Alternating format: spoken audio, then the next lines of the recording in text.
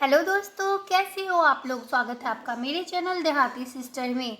आज मैं आप सबके साथ टीआरई 3 में जो एग्ज़ाम हुआ है एसएसटी का सोशल साइंस का, उसका आंसर की आ गया है, तो उसका मैं आप सबके साथ डिटेल में डिस्कशन करने वाली हूँ। तो चलिए आज का क्लास हम लोग स्टार्ट करते हैं। लेकिन इससे पहले अगर आप मेरे चैनल पे नए हैं तो चैनल को सब्सक्राइब कर लीजिए, बेल आइकन को प्रेस कर लीजिए और शेयर करना बिल्कुल मत भूलिएगा। और इसके लास्ट में पहले मैं सब्जेक्ट का कर देती हूँ, क्योंकि ज़्यादातर लोग सब्जेक्ट का देखना पसंद करते हैं। और लास्ट में हिंदी इंग्लिश का भी रहेगा, तो उसे भी आप लास्ट तक ज़रूर देखिएगा कि आपका कितना स्कोर हो रहा है, क्योंकि 30 मार्क्स में 9 मार्क्स हमें ज़रूरी होता है। अगर आप वो नहीं लाते तो आप अनक्वालिफाई हो जाते हैं एग्ज़ाम से, और सब्जेक्ट का ही मेरिट बनता है। इसे भी आप ध्यान दीजिएगा, क्योंकि बहुत लोग पूछ रहे थे टोटल मेरा आ रहा है इतना, तो उसमें मेरिट बनेगा कि नहीं, तो बिल्कुल भी नहीं, आपका सब्जेक्ट से मेरिट बनता है। तो चलिए पहला क्वेश्चन हम लोग शुरू करते हैं।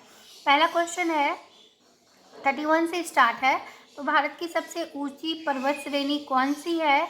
तो इसका सही आंसर है ऑप्शन नंबर बी। आप में ऑप्शन ऊपर नीचे हो सकता है, आप आंसर पे ध्यान दीजिएगा, K2। अगला क्वेश्चन है कि भारतीय उपमहाद्वीप पूर्ण में मूलतः एक भाग था। इसमें ना ये ऑप्शन तीनों मुझे लगता है माना होगा। तो मैंने दिया था गोंडवाना लैंड, लेकिन इसमें स्टार लगाया है क्योंकि इसका आंसर डिलीटेड है, तो इससे सबको इसका बोनस अंक मिलेगा। तो इसका सारा ही आंसर सही होना चाहिए। अगला क्वेश्चन है बिहार में 1857 की क्रांति को किसने नेतृत्व किया था? तो इसका सही आंसर है ऑप्शन नंबर सी, यानी कुंवर सिंह ने।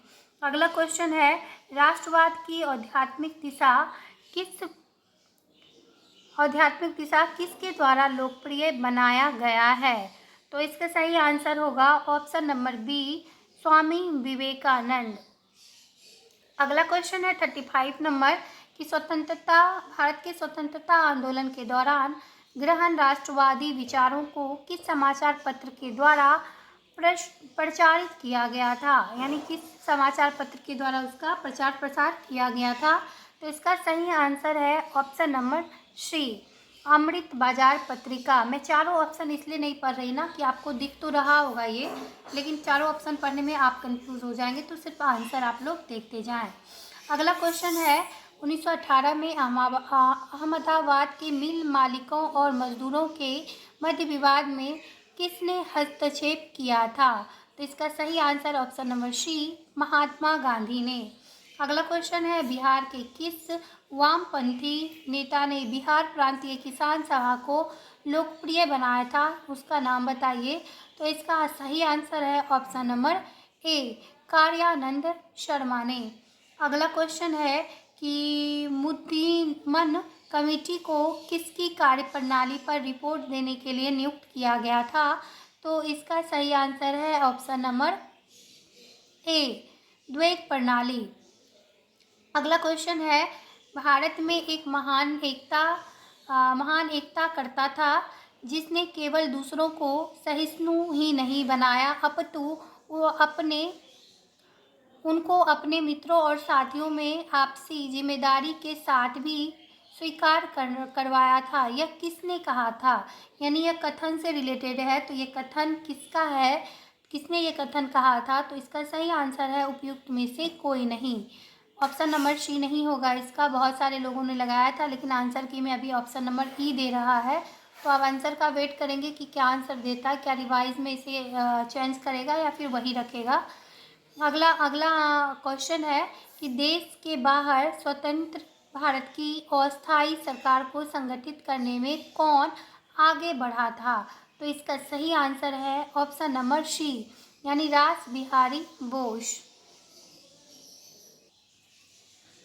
अगला क्वेश्चन है मैथ का, एक खिलाड़ी किसी वृत्ताकार पथ के साथ पूरे चक्कर लगाकर 2200 मीटर की दूरी दौड़ पूरी करता है। वृत्ताकार पथ की त्रिज्या क्या होगी? तो इसका सही आंसर है ऑप्शन नंबर बी, 50 मीटर। अगला क्वेश्चन है यदि किसी बेलनाकार टैंक की धारिता 1848 मीटर क्यूब है और उसके आधार का व्यास 14 मीटर हो तो टैंक की गहराई क्या होगी? तो इसका सही आंसर होगा ऑप्शन नंबर सी, 12 मीटर। अगला क्वेश्चन है यदि किसी संख्या का 8वां भाग 30 है तो उस संख्या का 62वां % कितना होगा? तो इसका सही आंसर है ऑप्शन नंबर बी 148.8%। अगला क्वेश्चन है, एक अधिकारी का वेतन 25% बढ़ा दिया जाता है, नए वेतन को कितने प्रतिशत घटा दिया जाए कि वह पुराने वेतन पर आ जाए? तो इसका सही आंसर है ऑप्शन नंबर बी, यानी 20%। अगला क्वेश्चन है, -1/2 पे पावर है -3 का, तो किस संख्या से विभाजित किया जाए कि वह भागफल 4.9 पे पावर -2 हो? तो इसका सही आंसर ऑप्शन नंबर सी -2.3। अगला क्वेश्चन है, यदि x + 1/x = 5 तो x पे पावर 4 + 1/x पे पावर 4 का मान ज्ञात करें। तो इसका सही आंसर है 527। ऑप्शन नंबर सी इसका सही आंसर है। अगला क्वेश्चन है, एक थैले में 5 रुपये, 2 रुपये तथा 1 रुपये के सिक्के 2:3:4 के रूप में अनुपात में है। सभी सिक्कों का कुल मूल्य 2000 रुपये है, तो थैले में 2 रुपये के कितने सिक्के हैं? इसका सही आंसर ऑप्शन नंबर ई, उपयुक्त में से कोई नहीं। ई नंबर इसका सही आंसर है। अगला क्वेश्चन है, एक समबाहु भुज का अंतःकोण उसके बहिष्कोण के 108 डिग्री अधिक है। इस बहुभुज में कितनी भुजाएं हैं? इसका सही आंसर है ऑप्शन नंबर ए 10। अगला क्वेश्चन है, जिंक ऑक्साइड का साधारण रूप से किसके उत्पादन में उपयोग होता है? तो इसका सही answer option number A paint. अगला क्वेश्चन है, लेंस के नियम की व्युत्पत्ति के लिए निम्न में से किसके संरक्षण नियम का उपयोग होता है? तो इसका सही आंसर है ऑप्शन नंबर ई, यानी उपयुक्त में से कोई नहीं। अगला क्वेश्चन है, मानव शरीर के यकृत एवं मांसपेशियों में संधारित ग्लाइकोजेन का रूप होता है।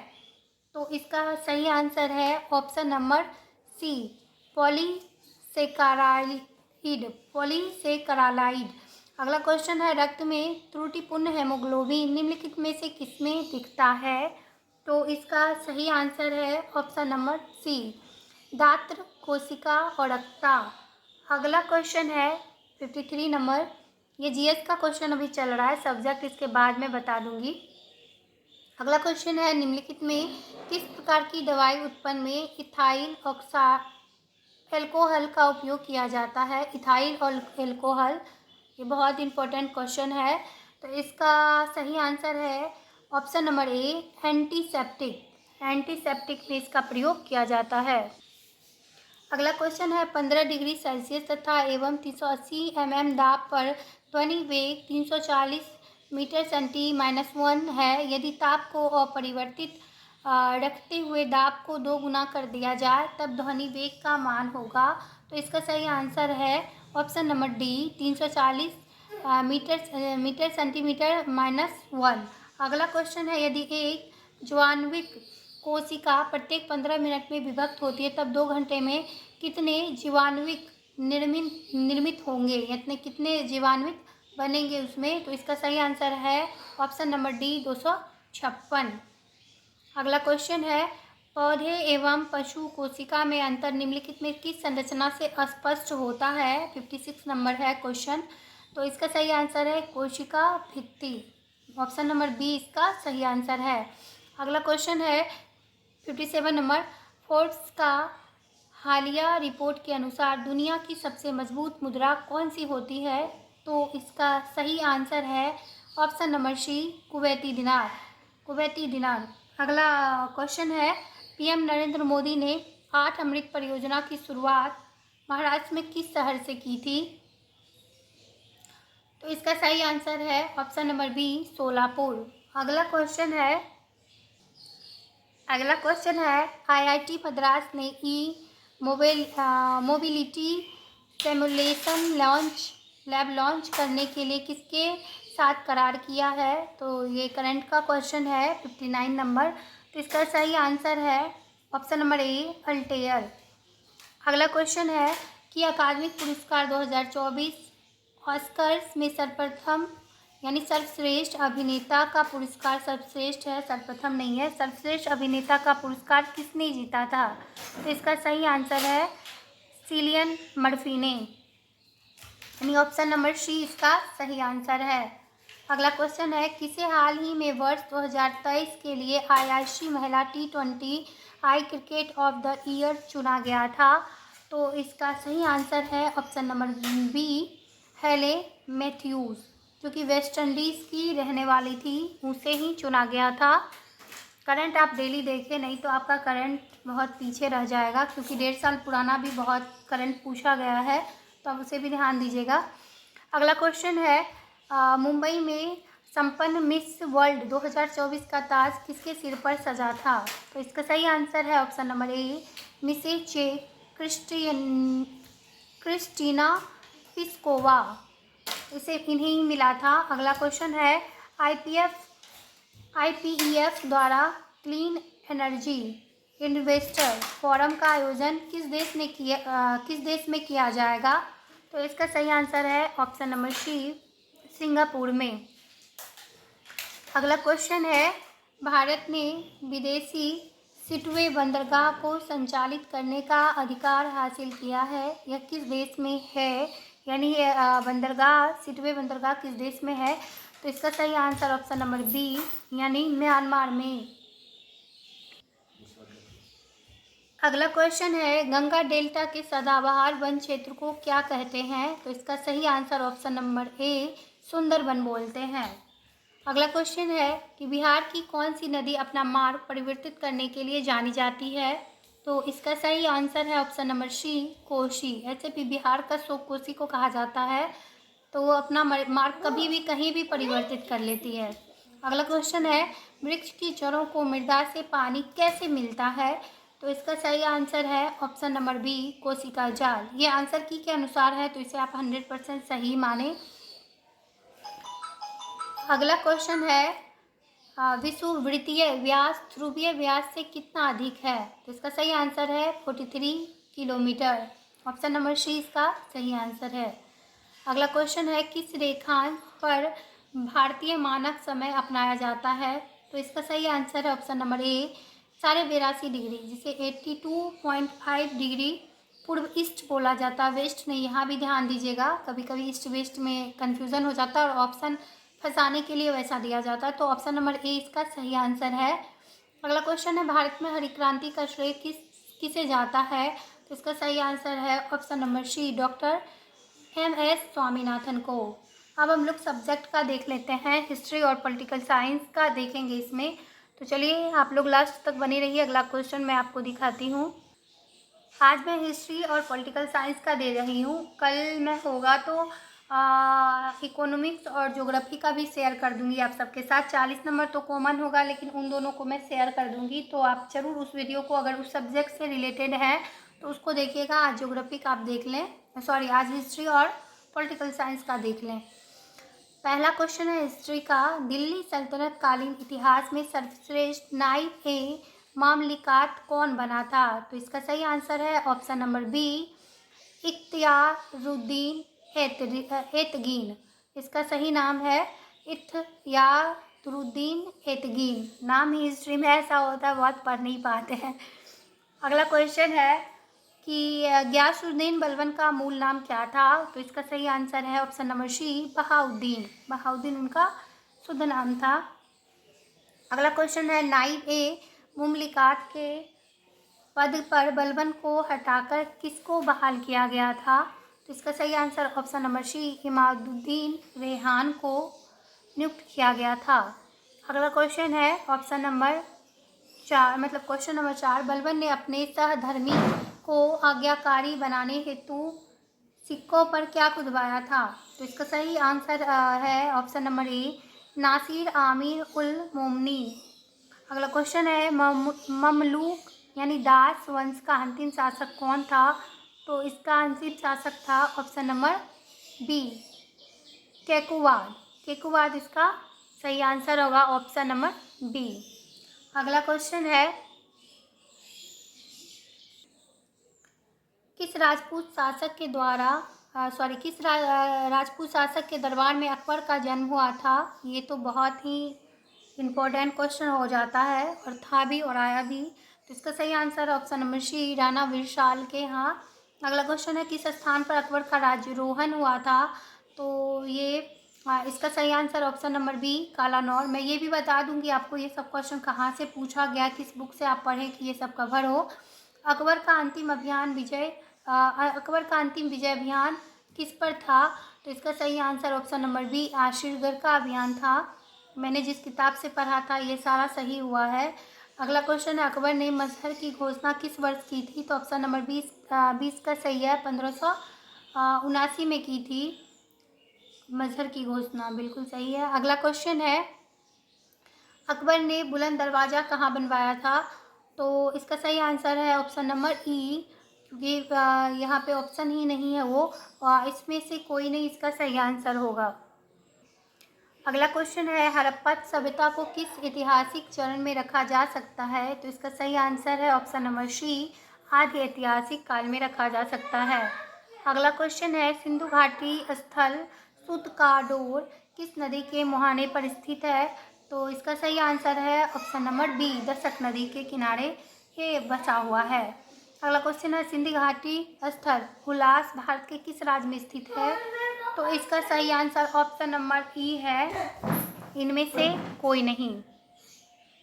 अगला क्वेश्चन है 13वां नंबर, और इसमें से ये तो मैंने बता दिया अभी। अगला क्वेश्चन है, यूनानी साहित्य में चंद्रगुप्त मौर्य को किस नाम से वर्णन किया गया है? तो इसका सही आंसर है सेंड्रोकोटस, ऑप्शन नंबर बी।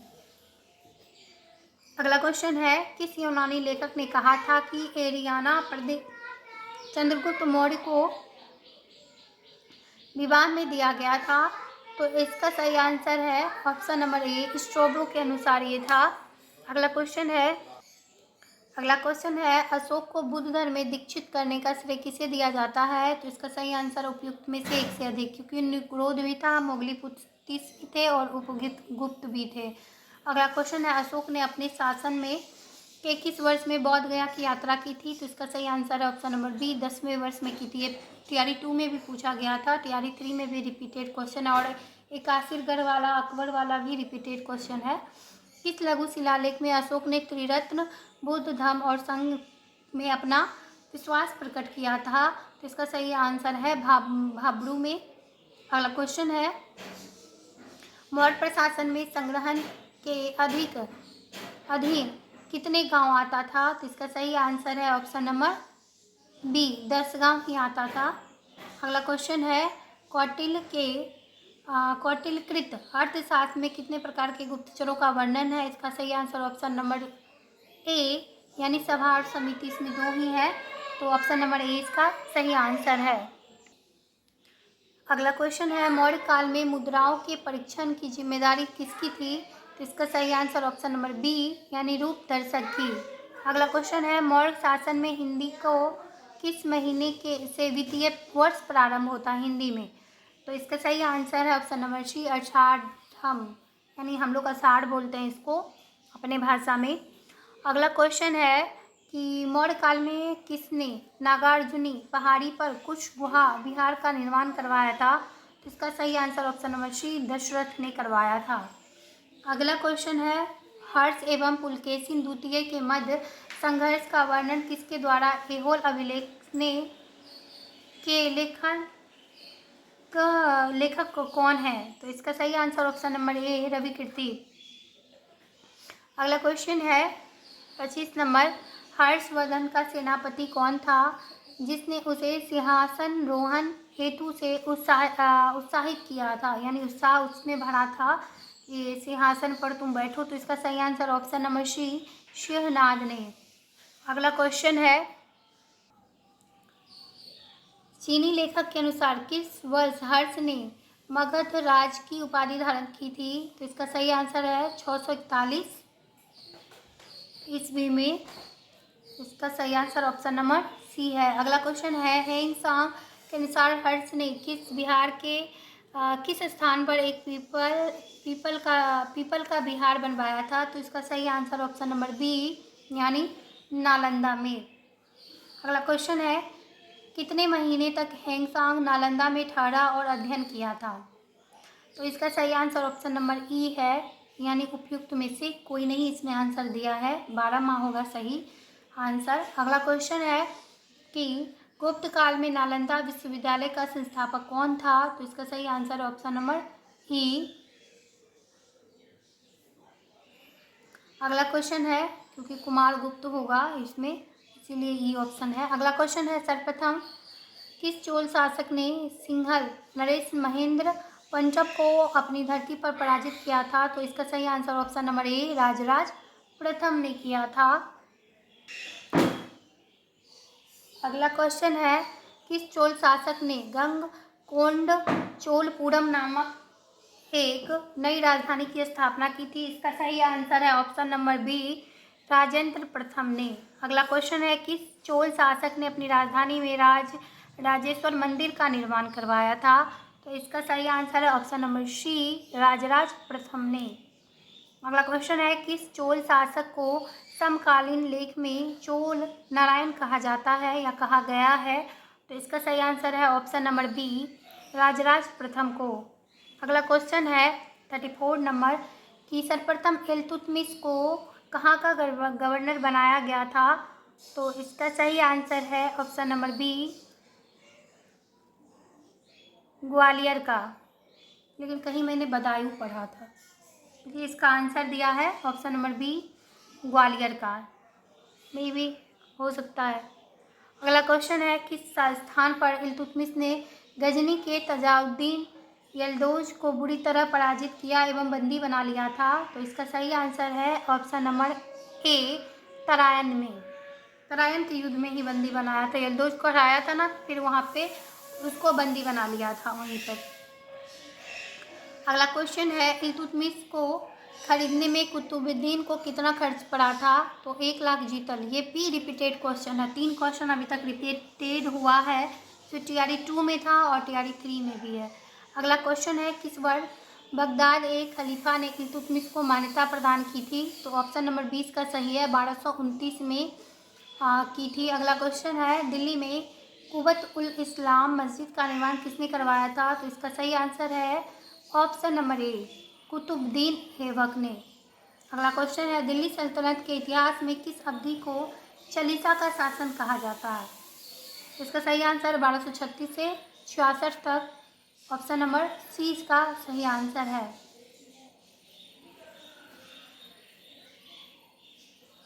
क्योंकि इल्तुतमिश का शासन है ना, तो इल्तुतमिश के शासन में ही चालीसा दल का गठन भी हुआ था और दमन बलबन के शासन में हुआ था। अगला क्वेश्चन है, किस सुल्तान के अधीन नाइब ए मुमलिकात का नया पद सृजित किया गया था? तो इसका सही answer option number C, Muizuddin Bahram Shah. तो यहाँ पर हिस्ट्री का क्वेश्चन ख़त्म होता है। अब मैं पॉलिटिकल साइंस का क्वेश्चन आपके साथ आज शेयर करूँगी। कल इकोनॉमिक्स और ज्योग्राफी का भी मैं कर दूँगी, या आज शाम तक मैं उसको भी कर दूँगी।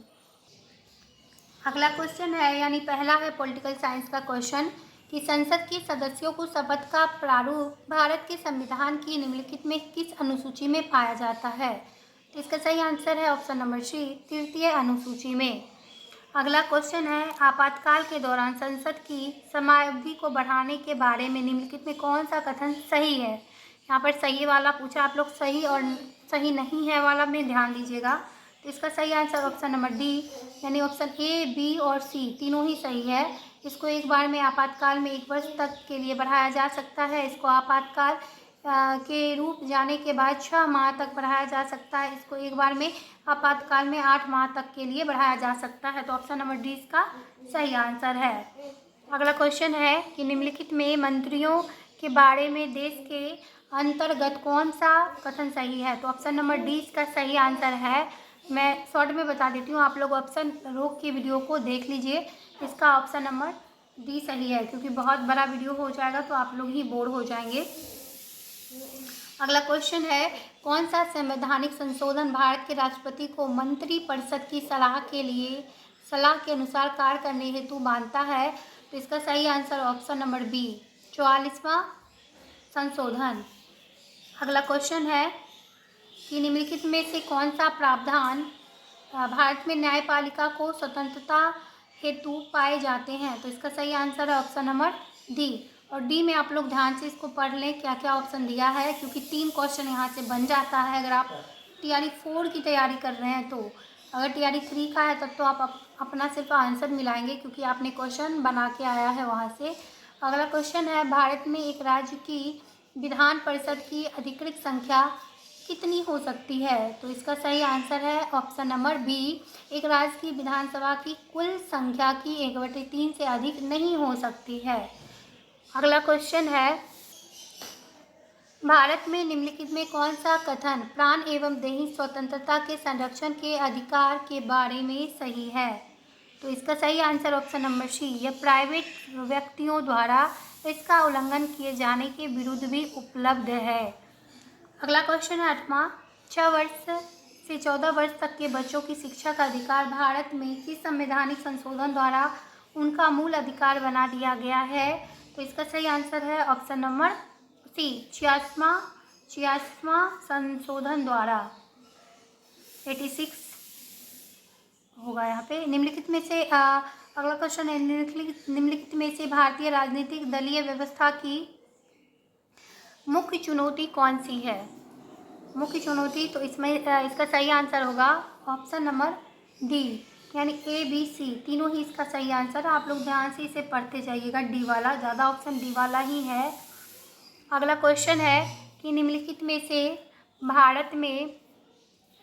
भारत में किसको लोकतंत्र की उपलब्धि कहा जा सकता है?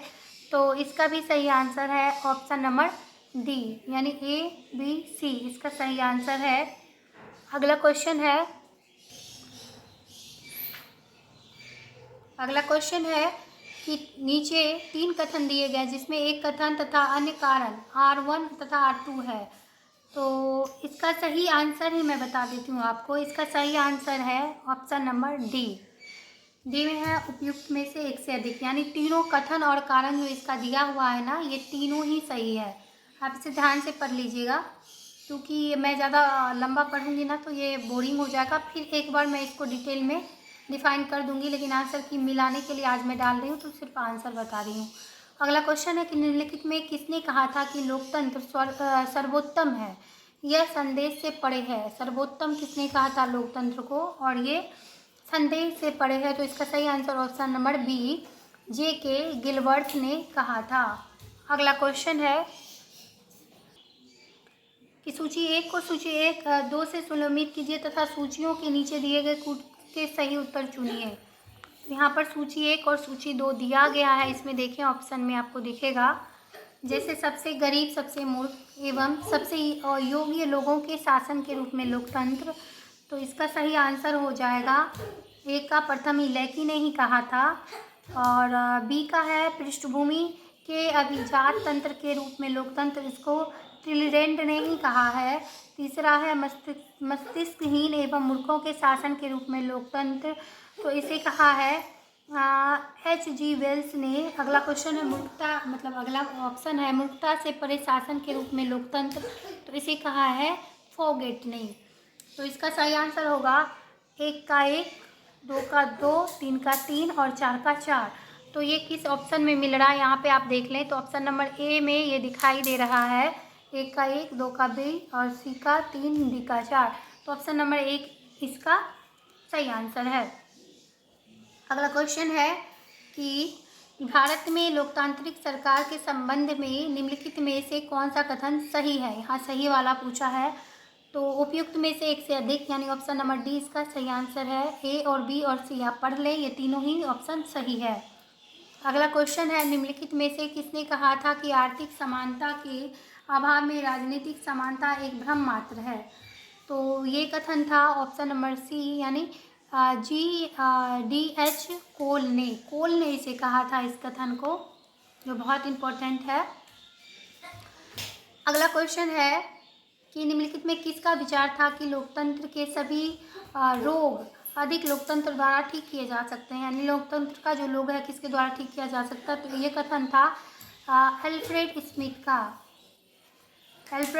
का ये कथन। ऑप्शन नंबर बी इसका सही आंसर है। क्वेश्चन नंबर 17 है, भारत में भारतीय वन सेवा निम्नलिखित में किस वर्ष अस्तित्व में आया था? तो इसका सही आंसर है ऑप्शन नंबर ई, यानी इनमें से कोई नहीं।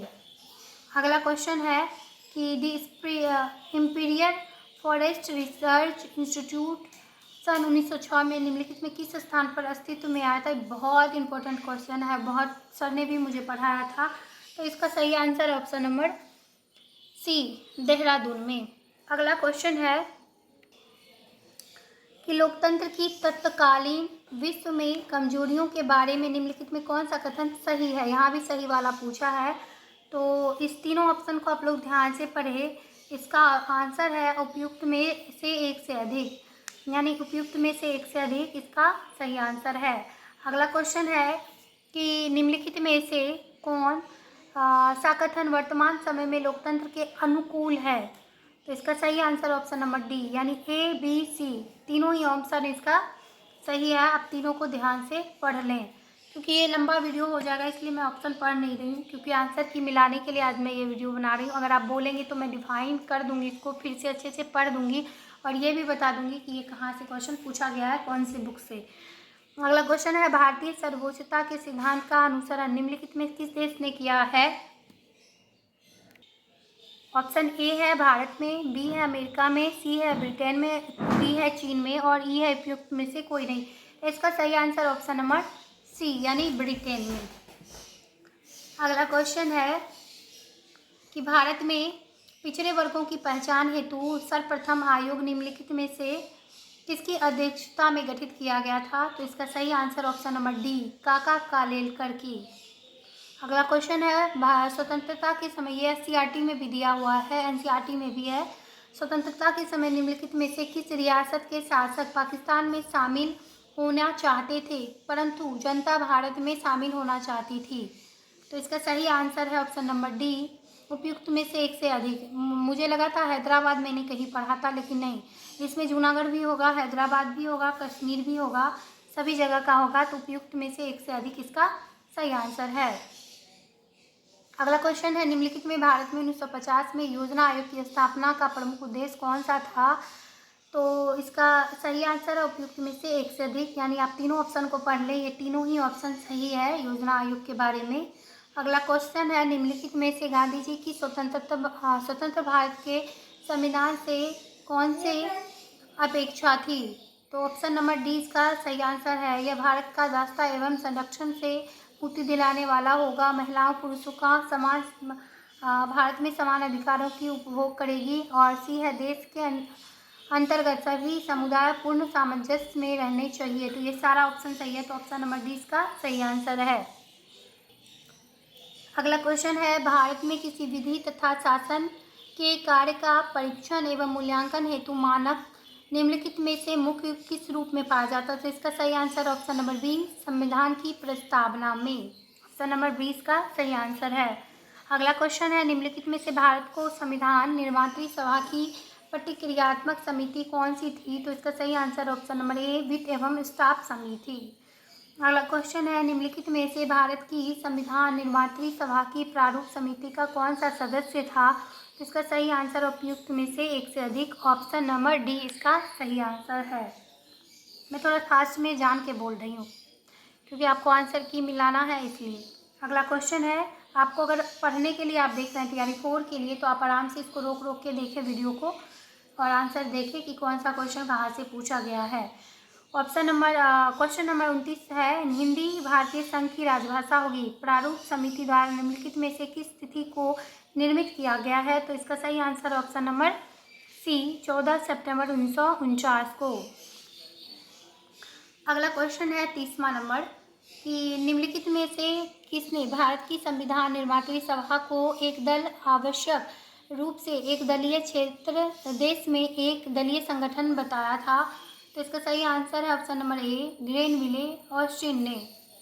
ये बहुत इंपॉर्टेंट है सिविक्स के लिए, इनके बारे में आप डीपली से पढ़ लें, बहुत क्वेश्चन इसका टीआरई 1 टीआरई 2 में भी पूछा गया है।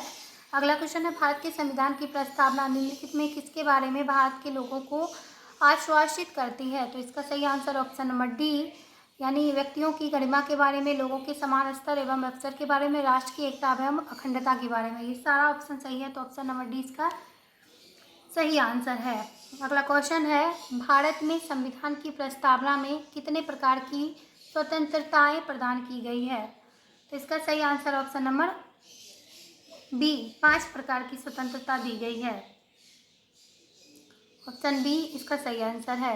अगला क्वेश्चन है, बिहार भारत में किस क्षेत्रीय परिषद के क्षेत्र में आता है? तो ऑप्शन नंबर 20 का सही है, पूर्वी क्षेत्रीय परिषद क्षेत्र में आता है बिहार। अगला क्वेश्चन है, भारत में धर्मनिरपेक्षता के वैज्ञानिक प्रारूप के संदर्भ में निम्नलिखित में कौन सा कथन सही है? तो ऑप्शन नंबर डी इसका सही आंसर है, उपयुक्त में से एक से अधिक। यह प्रकृति से गत्यात्मक है तथा प्रगतिशील राष्ट्र की आवश्यकताओं से मेल खाता है। यह प्रत्येक समुदाय को संसद के संपूर्ण अधिकारों से के तहत रखता है। यह धर्म तथा राजनीति को एक दूसरे के पृथक रखता है, धर्म और राजनीति को। तो ये सारे ऑप्शन सही है, ऑप्शन नंबर डी इसका सही आंसर है। अगला क्वेश्चन है, निम्नलिखित में से भारत में लोकतांत्रिक निर्वाचनों की प्रमुख विशेषता कौन सी थी? तो इसका सही आंसर है ऑप्शन नंबर डी, उपयुक्त में से एक से अधिक। अगला क्वेश्चन है, ये आप आराम से अपने आप से पढ़ लें, रोक के आप पढ़ सकते हैं। अगला क्वेश्चन है, निम्नलिखित में कौन सा कथन देश में राजनीतिक प्रतियोगिताओं के बारे में सत्य है? तो इसका सही आंसर है ऑप्शन नंबर डी, यानी ए बी सी, ये तीनों ही सही आंसर है इसका। अगला क्वेश्चन है कि निम्नलिखित में भारत का कौन सा राज्य अपनी अनोखी सामाजिक एवं ऐतिहासिक परिस्थितियों के कारण विशेष स्तर को धारण करता है? इसका सही आंसर उपयुक्त में से एक से अधिक, केवल असम, केवल अरुणाचल प्रदेश, केवल नागालैंड नहीं, ये तीनों ही हो जाएगा। अगला क्वेश्चन है कि निम्नलिखित में कौन सी भाषाएं भारत के संविधान की 8वीं अनुसूची में उल्लेखित हैं? तो इसका एक से अधिक हो जाएगा, क्योंकि बोडो, डोंगरी, नेपाली, संथाली और उड़िया और सिंधी भाषा भी है, और ये सारे हैं। तो उपयुक्त में से एक से अधिक, ऑप्शन नंबर डी इसका सही आंसर है। अगला क्वेश्चन है कि कितनी सीटें भारत में स्थानीय शासन की संस्थाओं के अंतर्गत महिलाओं के लिए आरक्षित की गई है? तो ऑप्शन नंबर 20 का सही है, कुल सीटों का 1/3। ऑप्शन नंबर 20 का सही आंसर है। अगला क्वेश्चन है कि पिछड़ी जातियों के लिए राष्ट्रीय आयोग देश में निम्नलिखित में से भारत के संविधान के किस संशोधन द्वारा निर्मित किया गया है? तो इसका सही आंसर है ऑप्शन नंबर बी, 102वां संशोधन द्वारा। आई होप आपको मेरा ये छोटा सा प्रयास बहुत अच्छा लगा होगा। अगर आपको मेरा ये छोटा सा प्रयास अच्छा लगा तो प्लीज़ मेरे चैनल को लाइक शेयर सब्सक्राइब करिए। मैं अपना नोट्स भी यहाँ पर शेयर करती हूँ। मैंने जिस बुक को पढ़ा है वो भी मैंने शेयर किया, हर चीज़ मैंने इसमें शेयर किया है। तो आप प्लेलिस्ट में जाकर हर चीज़ को देख सकते हैं। और आपको अगर किसी और का सीटेड एस्टेट का नोट्स भी चाहिए तो वो भी कॉमेंट बॉक्स में ज़रूर बताइएगा, मैं उसको भी शेयर करूँगी। तो आज का वीडियो मैं यहीं पर एंड कर रही हूँ। अगले वीडियो के साथ जल्द ही मैं आप सबके सामने आऊँगी। Thank you so much video में बने रहने के लिए।